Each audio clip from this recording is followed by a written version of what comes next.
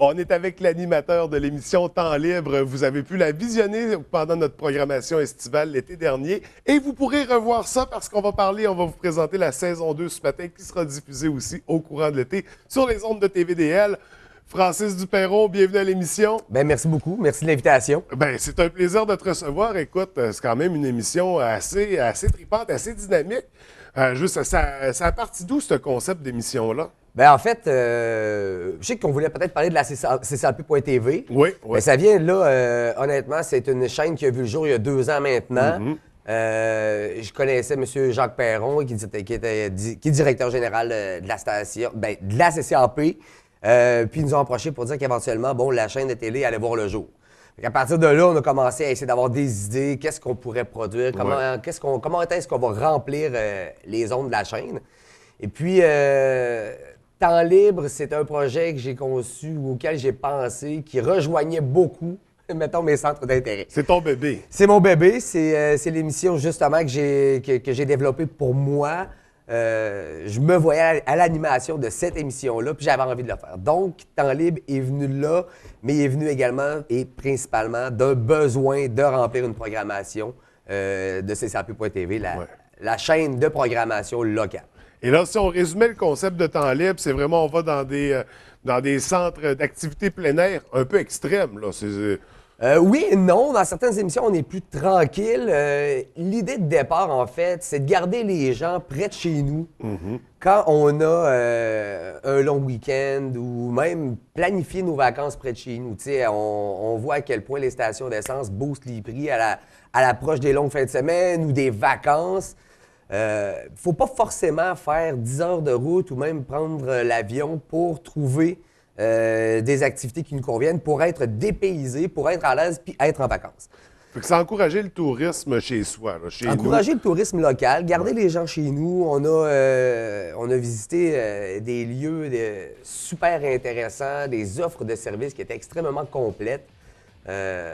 Donc, je vois pas pourquoi les gens, forcément, pensent à s'en aller loin quand vient le temps de pratiquer des activités.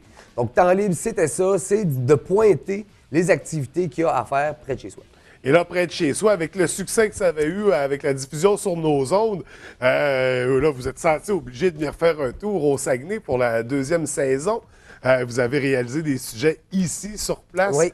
Vous avez visité quoi exactement au Saguenay? Bien, c'était une superbe obligation. Puis c'est pas parce qu'on est ici maintenant que je vais vous lancer des fleurs, là, mais honnêtement, les 2 tournages qu'on a fait dans le secteur ont été les plus beaux, les plus tripants. Au niveau des activités, les entreprises qu'on a visitées, en fait, dans la prochaine saison, la première que vous allez découvrir, c'est l'émission qu'on a fait au Parc Aventure Cap-Jaseux. OK. On a cassé un peu le moule parce que dans Temps libre, en temps normal, on vous présente une première activité, on fait le tour des lieux, puis une deuxième activité.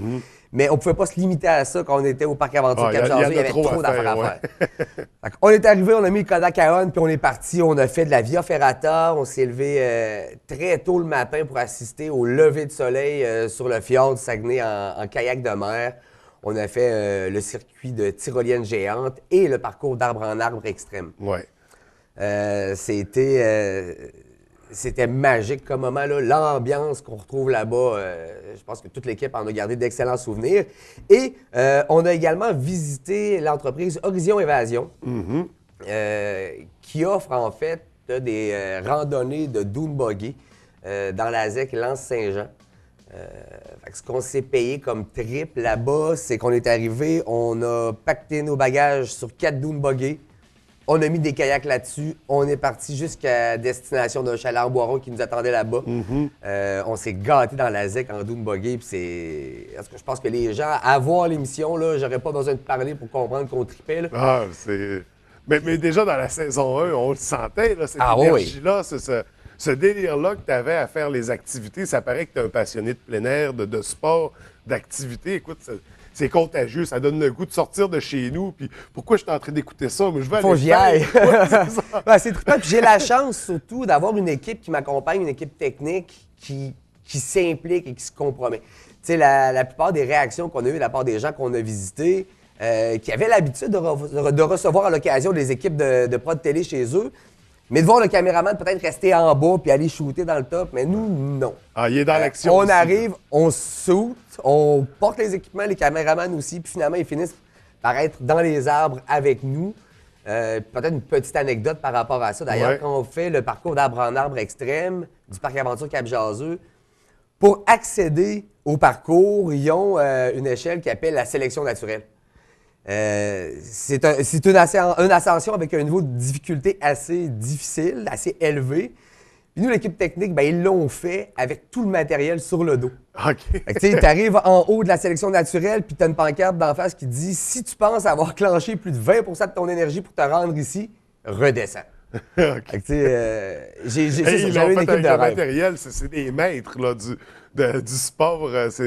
C'est des champions. Je n'irais pas jusqu'à dire que c'est des champions ou des maîtres, mais c'est une équipe dévouée, impliquée, qui veut pas a trippé autant que moi à tourner dans les arbres, puis partout où on est allé. Là. Puis avoir des tournages comme ça en plein air, dans des milieux en plein cœur de la forêt, parfois, ça donnait lieu à toutes sortes de rencontres aussi, toutes sortes. Qu'est-ce qui t'a marqué le plus des 2 saisons? Là? Qu'est-ce qui t'a marqué le plus pendant ces productions-là? Quand j'ai été marqué, en fait, c'est peut-être un moment dans la 2e saison où on a fait un spécial au Centre national d'entraînement acrobatique Yves Laroche. C'est long, je voulais bien le dire, là. Qui est un centre d'entraînement qui se trouve à être à Lac-Beauport. Et c'est là que les skieurs acrobatiques s'entraînent. C'est de la descente là, sur du tapis en plastique qui t'amène jusqu'au saut puis que tu tombes en piscine. La première fois que je suis monté là, puis avant de tourner la première séquence où je devais me lancer, je me suis installé, j'ai pris 2 secondes pour y penser, puis j'ai dit bon. Je veux prouver quoi à qui, moi? Là? Pourquoi je fais ça? J'ai des enfants à la maison. Là, j'ai l'impression que je suis en danger.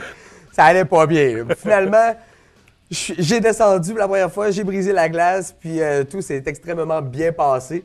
Mais il y a eu des moments comme ça où je me suis questionné à savoir, dans quoi je m'embarque. Le kayak en eau vive, quand tu vois ton premier rapide, à la TV, c'est beau, ça n'a pas l'air d'aller vite. Puis une fois que tu es dedans, là, tu te trouves petit. Ouais. Par rapport à tout ça. C'est des moments comme ça où vraiment j'ai eu des pics d'adrénaline, mais en même temps, à chaque fois, puis ça, tu y penses pas toujours sur le moment, mais on a toujours été bien encadrés. On était avec, dans chacun des épisodes de temps libre, quand il y avait un niveau de danger un peu plus élevé, on savait qu'on était encadré puis qu'il y avait une équipe sur place de professionnels qui avaient l'habitude de faire ça. C'est ça. C'est quand même des milieux qui sont sécurisés, là. Ah oui, même s'il y a un risque, mais c'est comme dans n'importe quel sport, dans n'importe quelle activité, il y a toujours un risque, mais il suffit, c'est ça, de les prévoir. Puis de faire appel à des professionnels aussi pour nous encadrer quand c'est la première fois. Puis ça fait partie dans le temps libre. Bon, dans la saison 1, on l'a vu notamment on a fait l'émission au Parc du Mont-Wright où on faisait de l'escalade. Puis je demandais à mon guide à un certain moment de nous expliquer puis de faire les nœuds avec nous à la caméra. Mm-hmm. Chose qu'il a refusé catégoriquement parce que c'était donner trop d'informations, mais sans pouvoir s'assurer qu'on en donnait assez. Pour pas que les gens produisent à... c'est ça, tentent de reproduire par eux-mêmes en pensant, parce que veux pas, là, ce nœud-là, c'est ta vie que tu accroches après, là, si t'es bien haut. Fait que, tu sais, fallait faire attention à certaines choses. Puis justement, puisqu'on était avec des professionnels, on n'allait pas jusque-là. Puis, mais on est en tout cas vraiment content d'être diffusé chez vous avec Temps Libre, de vous présenter maintenant la 2e saison. C'est une super série d'émissions. C'est dynamique, c'est le fun. Ça donne envie de sortir, ça donne envie de bouger. C'est contagieux comme série d'émissions. J'ai hâte de diffuser la 2e saison. J'ai hâte d'en entendre parler aussi parce que les commentaires... Viens nous visiter, viens voir. Bon, la prochaine fois, invitez-moi, je vais venir. Je suis peut-être pas aussi performant que vous l'êtes.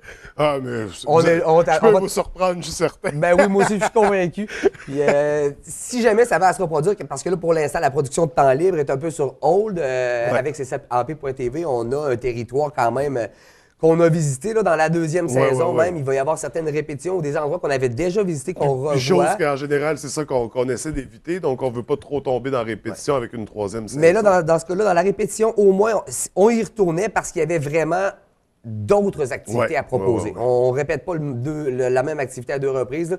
Par contre... C'est un lieu qu'on va reconnaître, par exemple. C'est un lieu qu'on va reconnaître, ça, c'est certain. Par contre, si jamais on va de l'avant avec une 3e saison, il y a de fortes chances que ce soit une saison d'hiver. OK.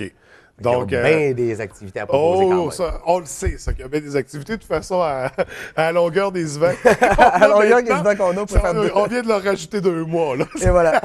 Il va en avoir de plus en plus. Donc, la saison 2, qui est déjà en cours de diffusion à ccap.tv. Je crois même que pendant l'épisode de la semaine, on peut le visionner sur la page Internet pour ceux qui ne peuvent pas attendre à l'été. Ben, actuellement, c'est dans les archives parce que la saison a été diffusée à l'automne. Oui. Probablement qu'on la ramènera un peu en même temps que vous là, pour la saison estivale. Okay. Mais sinon, tout le contenu produit pour ccap.tv, quand il n'est pas en diffusion, est dans les sections des archives. Donc, les émissions sont là. Pour ceux qui ne peuvent pas attendre qu'on le diffuse. Pour ceux qui ne peuvent pas attendre. ccap.tv, tout simplement. C'est pertinent d'y aller maintenant parce que on l'attend présentement l'été. Donc, il y a des vacances qui s'en viennent, il y a de la planification à faire. De prévoir ces activités-là. Que ce soit la saison 1 ou la saison 2 ou les deux au total, en fait, là, c'est à peu près 24 suggestions d'évasion, de détente sportive, plein air nature qui vous sont faites. À seulement quelques kilomètres de chez soi, puis pour les gens de chez nous, même à quelques minutes. Mais de chez vous à chez nous, c'est un 2 heures. Ça se fait bien. C'est le prolongement. Là, on est un peu votre banlieue, disons. Oui, ou on peut être la vôtre aussi. Oui, exactement. Donc, ça sera à découvrir. C'est un incontournable pour planifier les activités extérieures. Ouais. On redécouvre en même temps la saison 1.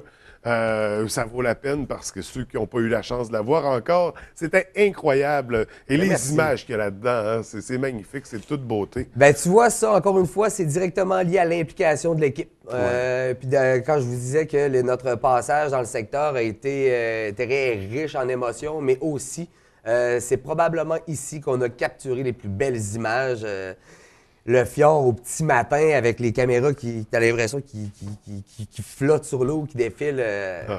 C'est de toute beauté. On les a gardés, ils en ont fait même le teaser de l'émission. C'est ce qu'on utilise pour dire aux gens, regarde, il faut que tu écoutes ça. Puis peut-être une dernière chose que j'ai envie de préciser par rapport en temps libre, en plus des activités, c'est que dans la plupart des cas, oui, on a visité des parcs nationaux ou des entreprises de plus grande envergure, mais principalement, dans temps libre, c'est des propriétaires impliqués qu'on rencontre. Ce sont des gens qui, guidés par leur passion, ont décidé de se partir leur commerce puis d'offrir un service. C'est des gens qui, quand ils nous voient débarquer avec les caméras, sont vraiment... sont contents, ils ont besoin de cette visibilité-là. Puis ils ont une belle reconnaissance, j'imagine. Une superbe reconnaissance de la part des gens qui méritent justement d'avoir un peu plus de visibilité puis d'être plus connus. Et quand on voit le résultat final, ben, ça justifie toute cette reconnaissance. Bien, si on peut leur rendre service de cette façon-là, on est vraiment très, très, très, très satisfait. Écoute, Francis, c'était un plaisir de te rencontrer en studio. On a vraiment hâte de visionner la 2e saison. Donc, vivement l'été aussi, de toute façon. Oui, aussi. Écoute, je te remercie. En espérant avoir une 3e saison d'hiver prochainement. On le souhaite aussi, puis on va vous en tenir informés, c'est certain. Merci beaucoup. Bonne journée. François.